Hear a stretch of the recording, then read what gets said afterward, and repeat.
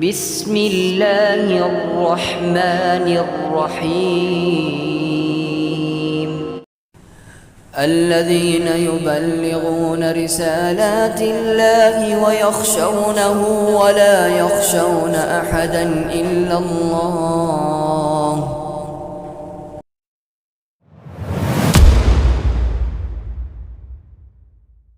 சத்திய பாதை சபீலுல் முஃமினீன் உலமாக்களின் சத்திய குரல்.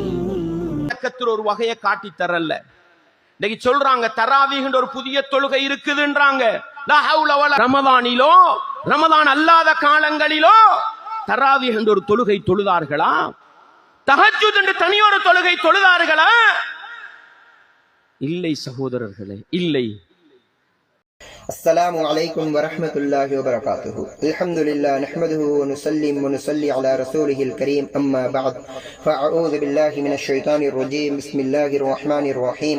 ألف لام ميم ذلك الكتاب لا ريب فيه هدى للمتقين. صدق الله العلي العظيم. அல்ஹம்துலில்லாஹ், ரமதானினுடைய மாதத்தை அடைந்திருக்கின்றோம். பொதுவாக இந்த குறுகிய காலத்துக்கு முன்னால் இருந்து ரமதானினுடைய மாதம் வரும் பொழுது அல்லது வந்து விட்டால் ஒரு சிலரால் சில நச்சு கருத்துகள், சில மடமையான வாதங்கள், சில பொய்கள் அவிழ்த்து விடப்படுகின்றன. அந்த வகையில் இந்த ரமலானினுடைய நேரத்திலும் சொல்லப்பட்ட ஒரு விடயம்தான் முர்ஷித் அப்பாசி அவர்கள் அதனை தெளிவாக பேசுவதாக உளறி கொட்டிருக்கின்றார்கள். முர்ஷித் அப்பாசி அவர்களை சார்ந்தோர்களும் சொல்லுகின்றார்கள், தராவீஹ் என்ற ஒரு தொழுகையே கிடையாது. ரமலானினுடைய நேரத்திலே, ரமலானுடைய காலத்திலே ரசூலுல்லாஹி ஸல்லல்லாஹு அலைஹி வஸல்லம் அவர்கள் ஒரு விசேஷமான தொழுகையே தொழல்ல, ரமலானுக்கு என்று ஒரு விசேஷமான தொழுகையே கிடையாது என்பதாக ஒரு வாதத்தை வைக்கின்றார்கள். ஒரு மடமையை பரப்புகின்றார்கள், ஒரு பொய்யை பரப்புகின்றார்கள். மேலான கண்ணியத்துக்குரிய சகோதரர்களே, பெரியோர்களே, இது ஆரம்ப காலத்தில் இவர்களை போன்றோர்கள் தராவீஹ் என்ற தொழுகையை பற்றி பேசும் பொழுது அவர்களிடம் ஒரு வாதம் வைக்கப்பட்டது. தராவீஹ் என்ற பெயரே 8 ரக்காத்துகளுக்குள் அடங்காதே. இவர்கள் ஆரம்ப காலங்களிலே சொல்லிக் கொண்டிருந்த வாதம் என்னவென்றால், தராவீஹ் என்ற பெயரையோ அல்லது தராவீஹ் என்ற ஒரு தொழுகையே கிடையாது என்பதாகவோ மறுக்கல்ல. ஆரம்ப காலங்களிலே இவர்கள் மறுத்தது 20 ரக்காத் அல்ல, அது 8 ரக்காத்து தான் என்பதாக அவர்கள் வாதிட்டார்கள். 20 அல்ல, அது 8 என்பதாக. இவர்களுக்கு முன்னால் இந்த 8 என்ற வாதம் வந்ததன் பின்னால் இவர்களுக்கு முன்னால் ஒரு வாதம் வைக்கப்பட்டது. தராவீஹ் என்ற சொல்லுக்குள்ளேயே இந்த 8 ரக்காத்தினுடைய தொழுகை வராதே. ஏனென்றால் தராவீஹ் என்பதனுடைய ஒருமை தான் தர்வீஹா. தர்வீஹா என்ற ஒருமை பதத்தினுடைய பன்மை தான் தராவீஹ். எனவே தர்வீஹா என்பது அது 4 ரக்காத்துகளுக்கு பின்னால் அடுத்த 5வது ரக்காத்தை தொழ முன்னால் எடுக்கப்படும் ஓய்வுக்கு சொல்லப்படும். எனவே உங்களினுடைய 8 ரக்காத்துகளுடைய இடத்திலே ஒரே ஒரு தர்வீஹா தான் வருகிறது. எனவே அரபி பதத்தின் பிரகாரம் பார்த்தால் தராவீஹ் என்பதே அந்த தராவீஹ் என்ற பதத்திற்குள்ளே உங்களினுடைய 8 ரக்காத் அடங்க மாட்டாதே என்பதாக சொன்னதன் பின்னால் அவர்கள் திரும்ப ஆய்வு செய்வதாக நினைத்துக் கொண்டு இப்பொழுது என்ன செய்து விட்டார்கள் என்றால், அப்படி தராவீஹ் என்ற ஒரு தொழுகையே கிடையாது என்பதாக சொல்ல ஆரம்பித்து விட்டார்கள். மேலான கண்ணியத்துக்குரிய சகோதரர்களே, நண்பர்களே, தராவீஹ் என்பது அது குறைந்தது 16 ரக்காத்துகளை கொண்டதாக இருந்தால்தான் இந்த தராவீஹ் என்ற பெயரை உள்வாங்கும். தர்வீஹா என்றால் ஒரு ஓய்வினுடைய நேரம். எனவே அரபி பாஷையிலே 2 தர்வீஹா வந்தால் தர்வீஹத்தைன் என்றும், 3க்கு மேற்பட்ட தர்வீஹாக்கள் வந்தால் அதற்கு தராவீஹ் என்றும் சொல்லப்படும். எனவே 8 ரக்காத்துகள் என்று சொன்னால் 4 ரக்காத்துகளுக்கு பின்னால் வரக்கூடிய ஒரு தர்வீஹா. அதே 12 ரக்காத்தாக இருந்தால் 4க்கும் 8க்கும் இடையில் வரக்கூடிய 2 தர்வீஹா. எனவே தர்வீஹத்தைன் குறைந்தது 16 ரக்காத்துகள் வர வேண்டும் தராவீஹ் என்பதற்கு. இந்த வாதத்தை வைத்த பின்னால் தராவீஹ் என்ற ஒரு தொழுகையே கிடையாது. ரசூலுல்லாஹி ஸல்லல்லாஹு அலைஹி வஸல்லம் அவர்கள் ரமலானுடைய மாதத்திலே விசேஷமாக எந்த தொழுகையும் தொழவில்லை என்பதாக ஒரு பொய்யான கருத்தை மக்கள் மத்தியிலே பரப்ப ஆரம்பித்து விட்டார்கள். மேலான கண்ணியத்துக்குரிய சகோதரர்களே, பெரியோர்களே, நாம் இன்று அந்த வகையிலே அந்த முர்ஷித் அப்பாசி அவர்கள் விளங்க வேண்டும் என்பதற்காக வேண்டியும் எமது சமூகம் விளங்க வேண்டும் என்பதற்காக வேண்டியும் சில ஆதாரங்களை காட்டி உங்களுக்கு தெளிவுபடுத்த விரும்புகின்றேன். மேலான கண்ணியத்துக்குரிய சகோதரர்களே, பெரியோர்களே, ரசூலுல்லாஹி ஸல்லல்லாஹு அலைஹி வஸல்லம் அவர்கள் முதலாவது ரமதானுடைய மாதத்தில் விசேஷமாக ஏதாவது தொழுதிருக்கிறார்களா என்று பார்த்தால் ரசூல் ஸல்லல்லாஹு அலைஹி வஸல்லம் அவர்களுடைய சொல்லே அது விசேஷமாக ஒரு தொழுகை இருக்கிறது என்பதை காட்டும். சொன்னார்கள் ஒரு ஹதீஸிலே, மன் காம ரமதான, யார் ரமலானுடைய மாதத்திலே நின்று வணங்குகின்றாரோ, ஈமான வ இஹ்திசாபன் குஃபிர லஹு மா தகத்தம மின் ذنبه, அவர் ஈமானோடும் இஹ்திசாபோடும் நின்று வணங்கினால் அவருடைய முந்தைய பாவங்கள் எல்லாம் மன்னிக்கப்படும் என்பதாக. அதே போல இப்னு மாஜா நஸையில வரக்கூடிய ரிவாயத்துகளிலே சொன்னார்கள், வஸனன்து லகும் கியாமஹு, அந்த ரமலானினுடைய மாதத்தினுடைய இரவிலே நின்று வணங்குவதை நான் உங்களுக்கு சுன்னத்தாக ஆக்கியிருக்கிறேன்.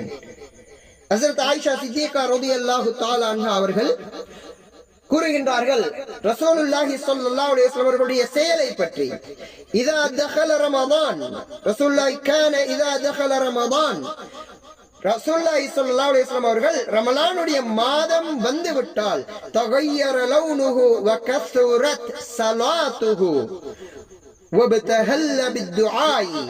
ஹதீஸை தெளிவாக சொல்லுகின்றார்கள் ஆயிஷா ரலியல்லாஹு தஆலா அன்ஹா. என்ன சொல்கின்றார்கள்? ரமலானுடைய மாதம் வந்து விட்டாலே ரசூலுல்லாஹி ஸல்லல்லாஹு அலைஹி வஸல்லம் அவர்களுடைய நிறம் மாறிவிடும். வகஸரத் ஸலாத்துஹு, அவர்களினுடைய தொழுகை அதிகரித்து விடும் என்பதாக சொல்கின்றார்கள். ஆயிஷா ரலியல்லாஹு தஆலா அன்ஹா அவர்கள் சொல்லக்கூடிய இந்த ரிவாயத் ஷுஅபுல் ஈமான்ல பதிவாக இருக்கின்றது. மேலான கண்ணியத்துக்குரிய சகோதரர்களே, பெரியோர்களே, எனவே ரசூலுல்லாஹி ஸல்லல்லாஹு அலைஹி வஸல்லம் அவர்கள் ரமலானுடைய மாதம் வந்து விட்டால் அதிகமாக தொழுகின்றார்கள் என்பது இந்த ஹதீஸின் பிரகாரம் விளங்குகின்றது.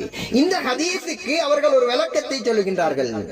வகஸரத் ஸலாத்துஹு, ரசூல் ஸல்லல்லாஹு அலைஹி வஸல்லம் அவர்களுடைய தொழுகை அதிகரித்து விடும் என்று ஹதீஸிலே வந்த வார்த்தைக்கு இவர்களிடம் கேட்டால் சொல்வார்கள், தவ்வலத் ஸலாத்துஹு, அது அந்த தொழுகையை வளமையாக தொழுததை விட நீளமாக தொழுதார்கள் என்பதாக.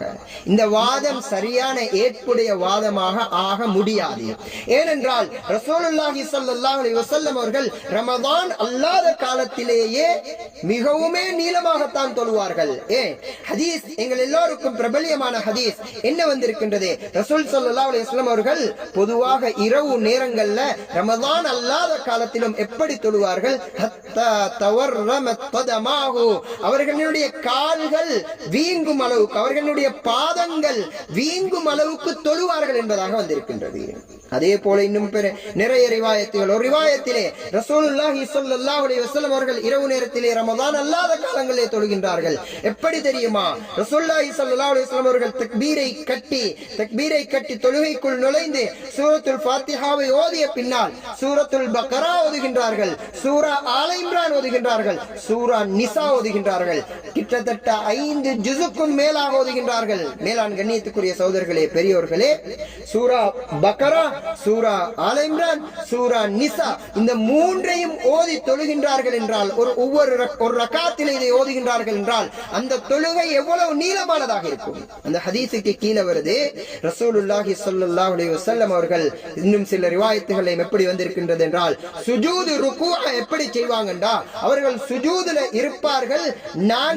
நீங்க 50 வசனங்கள் ஓதுற அளவு உள்ள நேரம் சுஜூதுல இருப்பார்கள். எனவே ரசூல் ஸல்லல்லாஹு அலைஹி வஸல்லம் அவர்களுடைய தொழுகை ரமதான் அல்லாத காலத்திலேயே நீண்டதாகத்தான் இருக்கின்றது. இவர்கள் வித்திற்காக வேண்டி ரமதானிலும் ரமதான் அல்லாத காலத்திலும் தொழக்கூடிய அந்த தொழுகையை பற்றி சொல்லக்கூடிய நேரத்தில் ஹஜ்ரத் ஆயிஷா ரலியல்லாஹு தஆலா அவர்கள் அறிவிக்கக்கூடிய அந்த 11 ரக்காத்தினுடைய ஒரு ஹதீஸை கொண்டு வருவார்கள். அந்த ஹதீஸிலும் கூட லா தஸ்அல் அந்த தொழுகையினுடைய அந்த 4 ரக்காத்துகளினுடைய நீளத்தையும் அதனுடைய அழகையும் கேட்காதீர்கள் என்று சொன்னார்கள். எனவே இந்த ஹதீஸில் கஸரத் ஸலாத்து என்ற அந்த வார்த்தைக்கு தொழுகை அதிகரித்தது என்றதுதான் சரியான கருத்தாக இருக்குமே ஒழிய தொழுகையை நீளமாக ஆக்கி தொழுதார்கள் என்பது அவ்வளவு பொருத்தமான கருத்தாக இருக்காது. மேலான கணியத்துக்குரிய சகோதரர்களே, பெரியோர்களே, எனவே ரசூலுல்லாஹி ஸல்லல்லாஹு அலைஹி வஸல்லம் அவர்கள் ரமதானுடைய மாதத்திலே அதிகமாக தொழுதிருக்கின்றார்கள்.